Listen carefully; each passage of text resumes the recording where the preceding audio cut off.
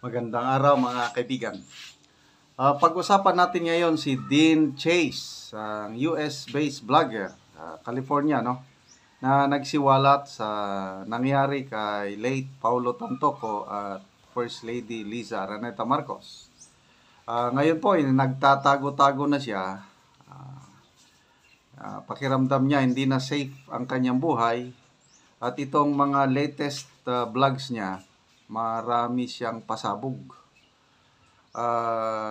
Ito, i-share ko sa inyo ang latest vlog niya na sinasabi niya is most likely kakasuhan siya ng inciting to sedition dahil sa kanyang mga pahayag.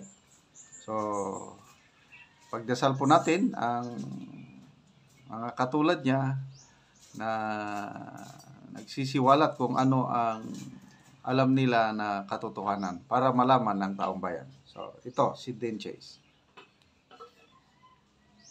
Okay ba sa oras sa diha, but right now, upon recording this video, it is exactly 12:30 here in the state of California. I just want to thank you guys for supporting what we are fighting for. We're fighting for truth, freedom, and the sovereignty of our country. Now, karon, I've actually seen this coming from a mile away. Kibaw gyud kayo ko nga i-take out of context so kung last live gani na mo nga katong nag-teleport ko from one place to the other, 3 locations while on live. Daghang ko nakita ang videos only recently nga of me katong from my last live nga ila jud i-take into account ang katong information gani nang i-feed sa kuha. Kato ganing purti ko nilang paninguhan nga kasuhan kong inciting sedition. So ilang splice ang mga clips sa katong last live na ko, unya ilang ipang post as true. So I actually have seen this coming from a mile away. I'm telling you. Kini sila ganahan purti ko nilang paninguhan nga i-feed kong information nga mga sayop gani. Ganahan gyud kay sila nga kasuhan kong inciting sedition. Now what is inciting sedition? Now inciting sedition is basically pag-auhag sa mga katawhan nga mag-alsa against the government.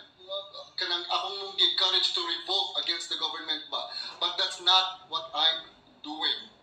I'm simply trying to let you know that you guys have rights. You have every right to demand transparency, accountability from the public officials that we have voted to serve us in our country. Mauna ang akong giawhagan yung tanan. I did not say na kanang pag-revolution mo diha. No, I did not say that. Because I truly believe that the Philippines has a very robust set of rules and regulations set for our nation and the Filipino people. I believe in the Philippine government. It's just so sad that it is being run by clowns. Mauna ang akong gibot pasabot. Okay? It is terrible to think that the people that are running our country is not sane. We need sane public officials. We need sane government officials. Mauna akong gihawhag ang tanan nga pwede mo speak up because it is our right. Ha? Unya, ila jud kong pukson nga kanang musultigin ko ba nga na-detain pa diri si Liza Marcos. Again, I am telling you guys, I am telling from what I know. I am just recounting from what I know and the information that I have. Now, this is the information that I have. Okay? Ako dyan siya balik-balikon because this is the only thing that I know and I have. Okay? Kana si Bangag, si Liza Tanas, kana siya, addict na siya. Okay? Addict ng dako and manyak na silang duha. Manyak na silang duha. Kasabot mong tanan diha, kamong mga supporter sa Bangag administration, ha? Kasabot mo o pagbugo-bugo lang yun mo? Kasabot mo, ada? Addict ang inyong leader. Gadugo ng ganing papa na.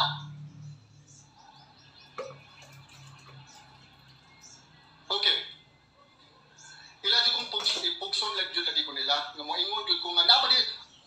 What I know is that wala lagi siya gipapauli, wala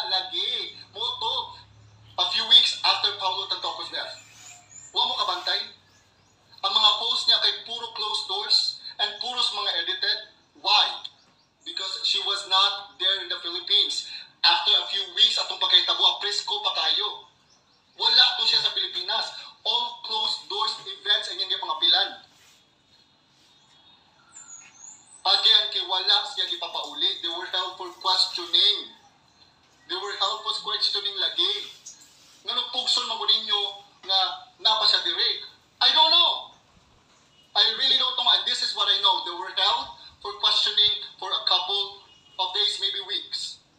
But when Claire Castro said na niuli siya atong pagpitsagis exactly 5:58 in the morning on a Monday, on March 10, here in the Philippines, that was a complete lie.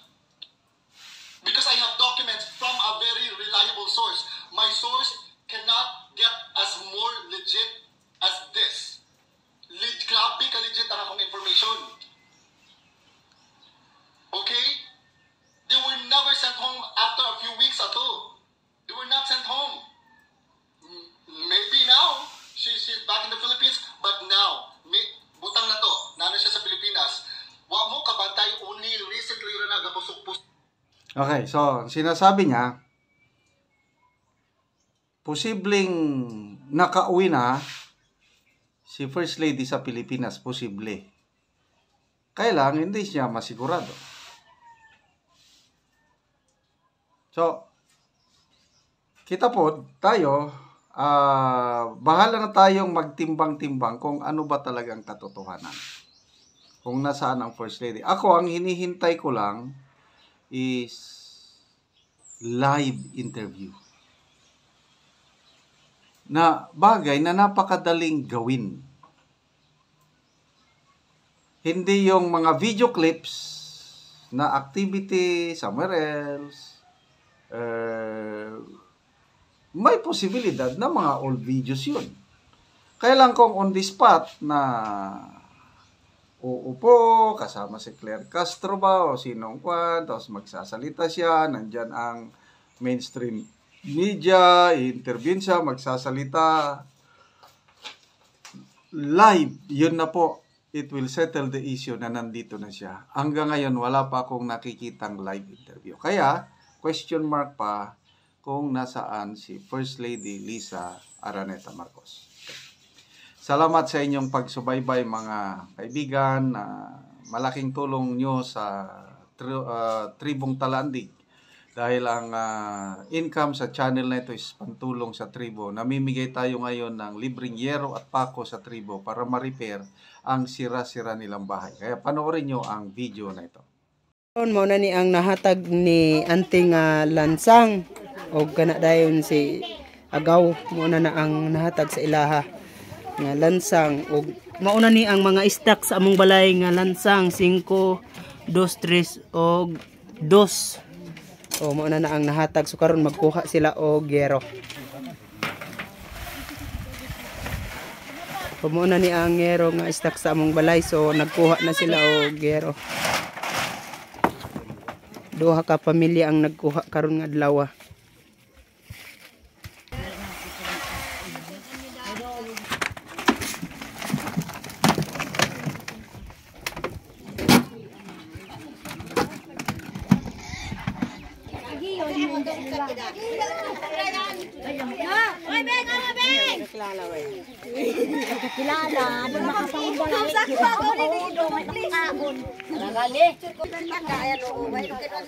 Hoy, bata!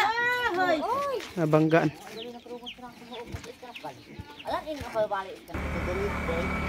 Siya ko din yung masalaw na kami.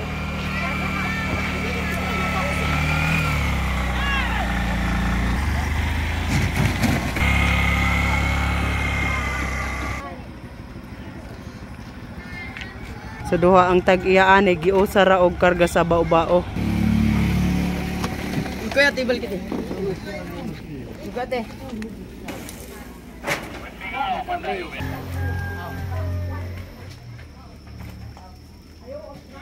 Og karon mao na ni ang balay ni Ante nga kuan na gid kaayo kanang bulsot na gyud. Una ni siya ang natagaan og gyero. Si Ante. Wala na. Daghan gyud ang bulsot. Sakat na rin mo rin. Patay. So unsa ang imong maistorya nga natagaan na si Auntie Ogsen? Dili si Auntie kabalo magbisaya. So ikaw ang maistorya. Lain ma istorya nga. Oo.